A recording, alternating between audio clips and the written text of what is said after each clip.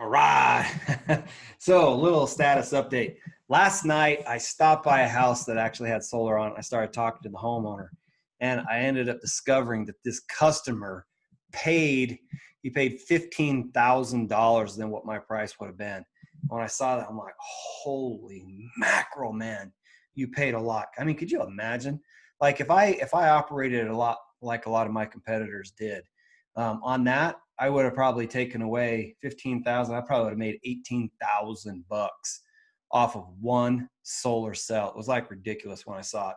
And so I talked to him. I'm like, hey, so who else is interested in solar? Let's see if we can find these people. And the thing that I guess kind of came to my attention is like you have a moral obligation if you've got a good thing to go out there and to help as many people get your product as possible. And in this case, when I saw there's an $18,000 difference between me and what they were charging that customer, I had a moral obligation to go out there and to be able to help that customer be able to get solar at wholesale prices instead of actually getting paying such a high price. In fact, I one of the things I'm kind of playing with is just a strategy. We'll see what I'm going to try to do today because one of the books I don't have the book right here. Actually, I can tell you the name of the book.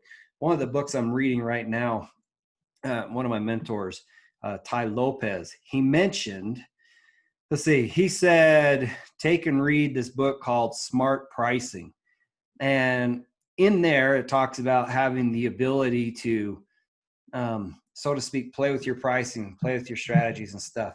And one of the things that I could do, like when that solar company had an $18,000 higher price than what I did, what I could do is I could actually give, since this is new construction, and I know there's a lot of things that like new homeowners need, like things that I'm thinking about I could do is like I could offer them a water softener, since I know these homes don't have water softener and the water's really hard and it causes a lot of damage. So I could incorporate a water softener for free. I could also incorporate, a lot of people really like epoxy floors. I see a lot of that stuff showing up in new construction. So I could offer epoxy floor.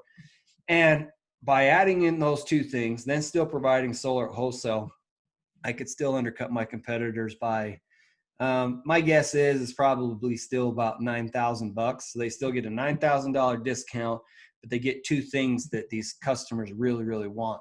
So I'm going to play with that in my pricing model and kind of see what the outcome is, kind of gauge that my client base, and see what the outcome would be. Because I mean, that's like, by any stretch of the means, that's a significant amount of money that somebody could say, wow, I would rather have that and the discount than paying the full price of what you just tried to sell it to me at and then getting just the solar.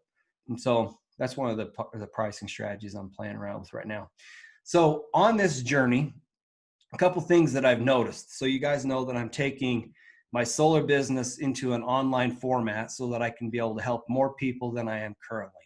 There's a lot of people that would benefit from getting solar at wholesale prices. And so that's part of one of the big catalysts driving me to be able to take this online so that I can help more people get better deals across the board so we could accelerate this message. I mean, my product is excellent and it saves people a whole lot of money that they don't realize that they're spending because they're buying their power from like a utility company, which is constant. It's charging more. Plus they have all these rate increases that causes, like, everything keeps going up and up and up. Inflation will ensure that.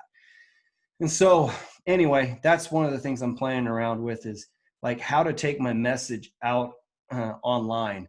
And so my coach, he's like, all right, Mike, here's the things that we need to do.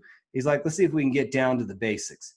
All right, the first thing that we're going to do is we're going to sit down and craft your message and create like a video sales letter so that we can take and we're going to drive Facebook traffic. We're going to create ads and drive it to this video sales letter page where we're going to talk about what you can do. Then we'll take them and then we'll have them sign in to take and be able to connect with you to learn about solar and to see if it's a good fit for them. And so basically that's the process. Right now I'm creating this video sales letter. We're going to have to create this little page. And then I found, we interviewed a couple ad agencies trying to identify who would probably be the best fit for doing the solar stuff. And we ended up selecting somebody that was excellent. Like, so Russell Brunson, If you guys recognize that name, his right-hand man is a guy by the name of John Parks. And John Parks actually recommended to us, here is somebody that does Facebook ads that actually slays it. And so that's who I'm hiring. And I'm pretty jazzed. And I was talking to my coach yesterday, and he's like, you know what? I think it's time to get her on board. Rather than wait to create some of this content, let's get her on board. So she's working on the ads in the background. We'll get this video sales letter up and running so that we can start hitting this ground running, because it's time to pour fuel on the fire. The thing that I kind of observed is with this COVID thing, a lot of things people are sitting home bored, shifting a lot of their attention to doing things online. And I had a solar company that I used to be associated with. They called me up and they're like, Mike, like, I've got too many leads coming in right now. And actually I could use your help in being able to close some of these deals, because these guys want solar, but the rub is, I'm spread too thin that I can't actually cover it. And that was like a boom. It was like a light bulb that triggered in my mind. I'm like, you know what it really means is I got to accelerate taking this message online. One, so I can help people, but two, because the timing is right. COVID hit.